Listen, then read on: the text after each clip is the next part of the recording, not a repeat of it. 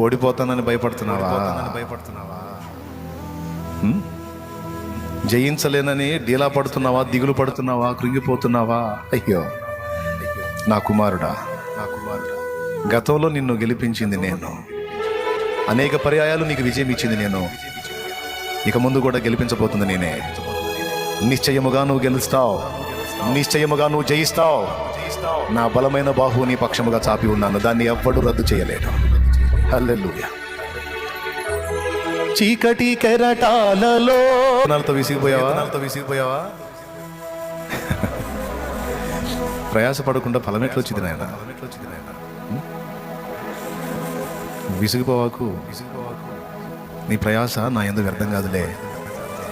నా కోసం నువ్వు పడే తప్ప నా వ్యర్థం కాదు. తప్పకుండా ఫలితాన్ని చూస్తావులే. ఆ ఫలాన్ని చూసినప్పుడు కన్నీళ్లతో నీవు నన్ను మయంపరుస్తావు. ఆ ఫలాన్ని చూసినప్పుడు కన్నీళ్లతో నీవు నన్ను మయంపరుస్తావు. గుర్తుపెట్టుకో అని నా ప్రభు పలుకుతున్నా.